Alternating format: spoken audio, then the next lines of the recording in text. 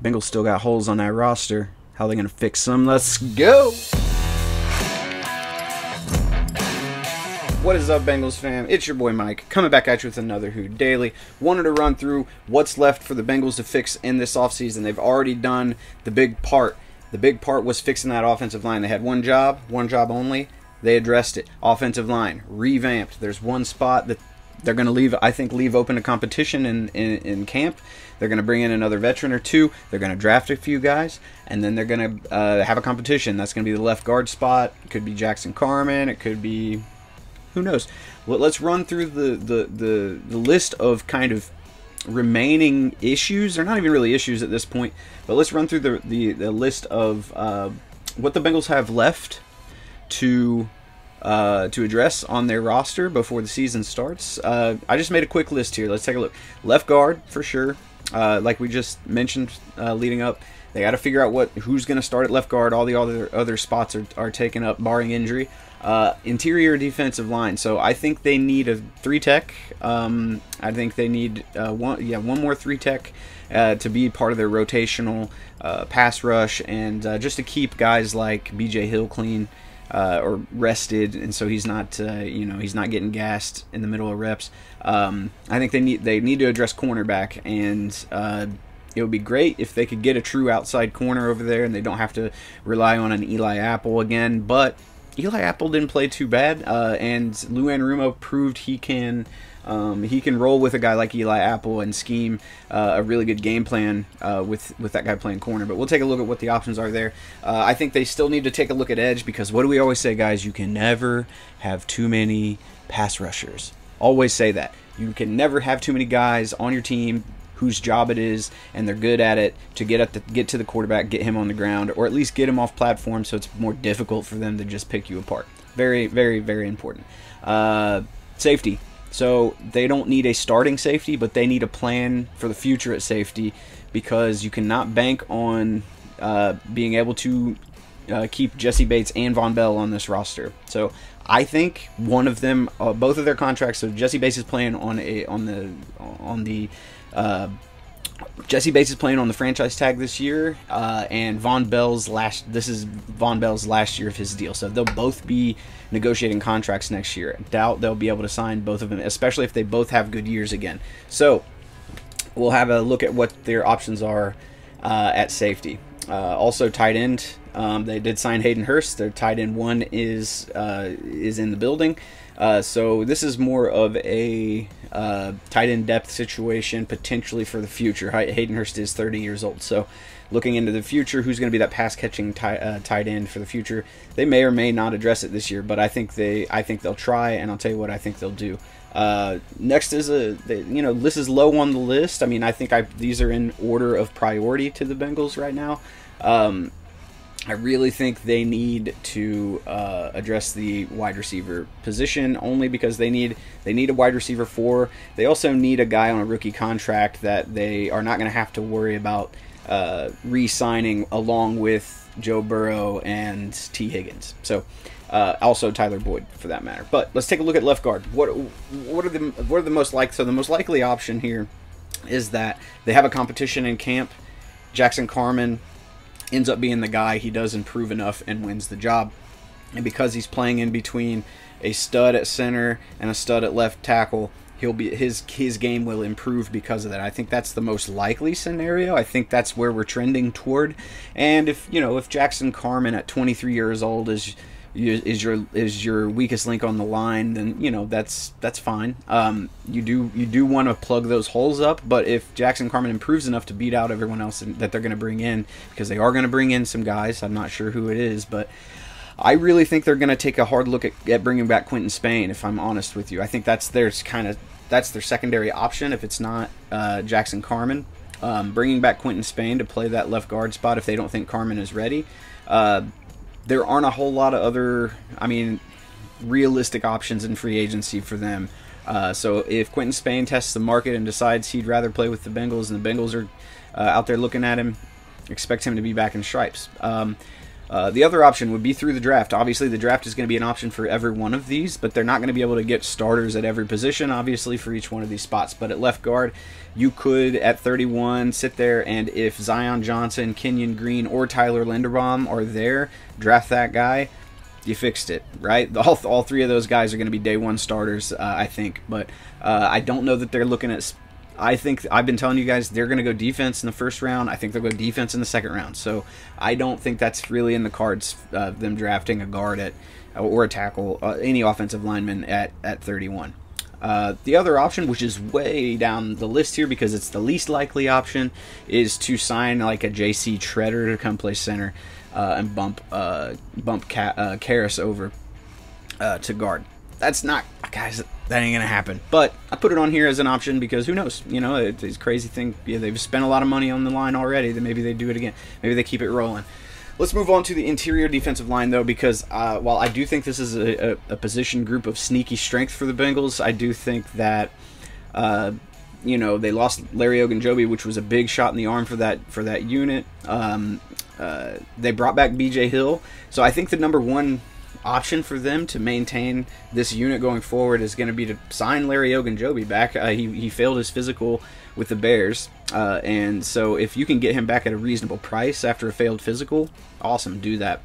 And then you're banking on kind of like Tyler Shelvin improving, being in shape, being able to stay on the field, and contributing to this unit. And then obviously B.J. Hill's your kind of your starter and your number one option as a 3-tech pass rusher. Next would be the next likely option would be get somebody in the draft. You can get guys later on in the draft. Guys like Matthew Butler out of Tennessee, Travis Jones out of out of Connecticut, and also Logan Hall out of Houston. All three of those guys you may be able to get, you know, second, third round, maybe even later than that. That would be another option. There are also other guys. I just listed three of the ones that came to the top of my head. The other option would be, and this is a not as likely option, but if you're sitting there at 31 and one of those Georgia defensive tackles falls to you, either Jordan Davis or Devontae Wyatt, either one of those guys. Jordan Davis is not a 3-tech, but he is a freak of nature, so he's going to make that unit better anyway. Devontae Wyatt is a 3-tech, and he might be the best one in this draft class. So, yeah, if he falls there, I fully expect the Bengals to take him if he's sitting there at 31. I don't think he'll be there, though. And then the least likely option would be to sign a veteran to like a 1-year deal to come in and plug the hole. Someone like Akeem Hicks, who's not really a 3-tech, and Sheldon Richardson. Neither of those guys are like true 3-techs, but they do have pass rush capability to be a rotational piece. And if they have any juice left in the tank, great, bring them on in here. Let's move on to cornerback, though. So at corner, I really don't think this is kind of where your options are pretty limited given the market, where the free agency market is. Really, the most likely option here is that they roll with Eli Apple as their other outside corner again, and then they draft a guy, preferably at 31, right? Because it's either going to be defensive tackle or cornerback at 31. I think the most likely guys there would be if Andrew Booth Jr. from Clemson slides down to 31. That would be a home run. It would be a slam dunk, home run, pile drive, super duperness, whatever. That would be the pick. They should sprint to the podium if that happens. Kaiir Elam is there a lot when I do mock drafts. Kaiir Elam's out of Florida. He's 6'2". He has the prototypical outside corner build for the NFL right now, but he's got a little bit of, you know, does he take plays off? Does he, you know, how good is he in zone? Can he kind of adjust to a more complex style of defense outside of just picking a guy and guarding him? Those are all, those are all questions. A guy who those questions don't exist for is Jalen Petrie out of Baylor, who I've talked to you guys about. He's there a lot at 31 as well. He played all over the field for Baylor, so he had to, he played slot corner, he played strong safety, he rushed off the edge, he played man corner outside. He played all of these spots, so you know what you're getting in Jalen Petrie when you get him. He is a little bit shorter. To me, what he looks like when he plays is like if you mixed Von Bell with like Darius Phillips. A little bit of that going on, but he's better in man coverage than people think he is. But he's a very versatile player. It'd be a good pick there. The next thing, that's kind of the most likely scenario, I think, is for them to just roll with Eli Apple and then bring in some off the radar types of free agents to fill in on special teams and cornerback depth. The other option is really just they're only kind of the last two options are equally unlikely. Sign a 1-year deal for a veteran just as a rental. So like a guy like Stephon Gilmore. These are older guys, right? And the Bengals don't typically sign older free agents. But if you can get like a 1-year kind of deal that fits on your cap number, and you can get one of these guys in, like a guy like Stephon Gilmore, Bryce Callahan, Kyle Fuller. If you can get these guys in, cool. I don't know what the price tag will be for them. Obviously, none of these guys have like really set a market for for themselves in this free agency. So I don't think that's very likely, and that's why I told you that. And also, I think the last option would be a trade, which is also very unlikely. I think the Bengals like the players and the draft capital that they have on this team, and I don't think they're going to give any of it away. But let's move on to talk about edge. The Bengals really are pretty good at edge. They've got Trey Hendrickson, they've got Sam Hubbard, and then they have Cam Sample on the roster, who they really like and has played well. Khalid Kareem has also come into his own quite a bit, and let's not forget about Joseph Osai, who was really looking like a problem last year before he got hurt in the preseason.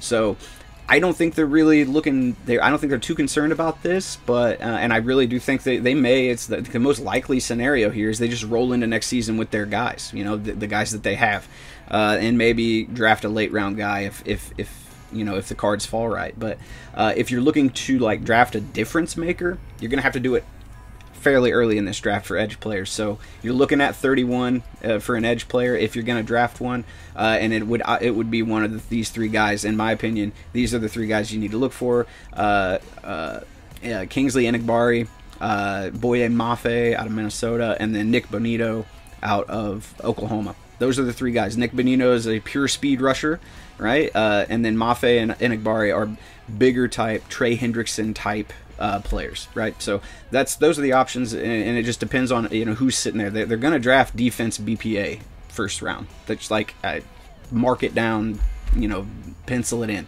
They are not going to. I don't think they're drafting offense. I don't think there's any chance they draft offense in the first round. In fact, I think it's more likely that they trade back from 31 into the second round than it is that they draft offense at 31 and stay put. So something to think about. Let's talk about safety. Like I told you in the lead up, they need the future of safety is kind of in flux right now. After next season, they'll go into the next year. They'll go into the off season without a starting safety on the roster unless they extend. Excuse me. Unless they extend Jesse Bates and or Von Bell, they're going to go into next offseason without a safety on the roster. So what are their options here? Most likely option would be to draft a guy a little bit later, so you can get some. There are plenty of safeties in this draft. I think Kirby Joseph out of Illinois is a really good player, and you'll probably be able to get him in the second or third round.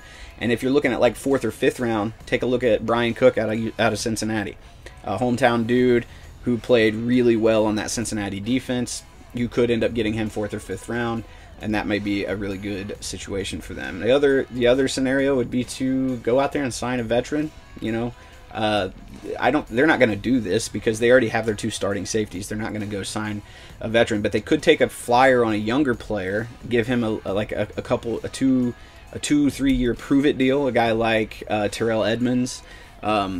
To come and play as a rotational safety for now, kind of play that Ricardo Allen role from last year.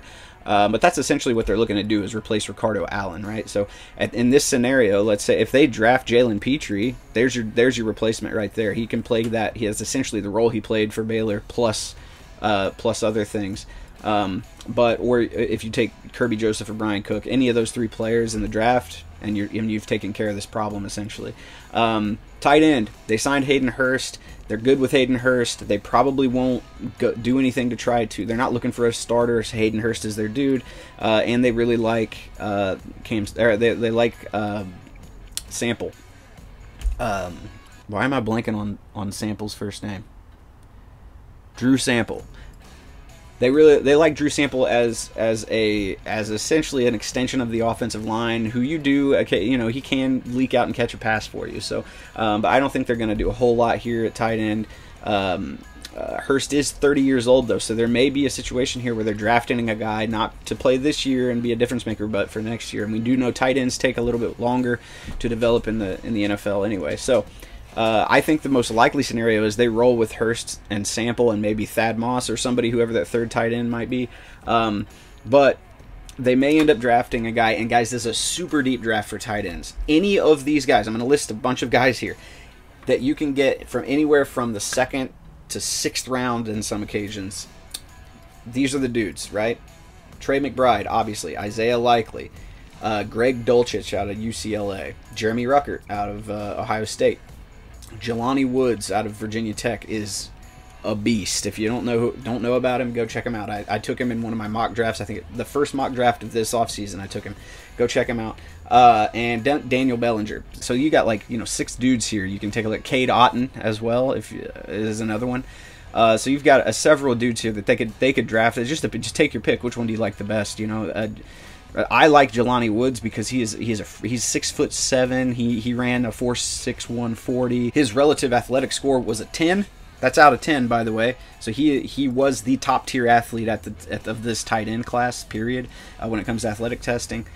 His production's not really there, but tight end production in college really doesn't mean much, guys. It just depends on the offense, honestly. So, yeah, that could be it. They could end up taking one of those guys. Next thing you'd look at is maybe signing like a 1-year free agent, a dude like Jared Cook or Jordan Akins or something like that to come in and be your tight end 3 veteran presence there. Next thing to take a look at, and I want to get through this one quickly because I don't think this isn't even a problem. It's just a sneaky need they may be looking into, is wide receiver 4. Right? So who's going to play that wide receiver 4? I think the most likely scenario, I think they are going to sign somebody. Maybe just, and honestly, it could just end up being Morgan Stanley. Stanley Morgan. I did the thing. They could just have this guy on the roster, and they may not be worried about it. But if a guy like Christian Watson, another athletic testing freak, super fast 6'5" receiver, Alec Pierce out of Cincinnati, or a Baylor guy out of Baylor, Tyquan Thornton, any of those guys, those guys should be like, Christian Watson may go 2nd round, but Alec Pierce, Tyquan Thornton, we're talking 3rd, 4th, 5th round at that point. So, and Alec Pierce may sneak up because he ran a really, really good. All three of these guys super fast, ran super fast at the combine, and that's what the Bengals need at that wide receiver 4 spot. So, took you through, 7 positions here that the Bengals need to take a look at to kind of finish out their roster before going into the year, and give you some options there. Let me know in the comments who I missed. What do you think they're going to do? Most likely scenarios here, but keep tuning into the channel. Keep liking those videos, sharing them out. It really helps out, guys. But until next time, I've been Mike. This has been Who Daily. See ya.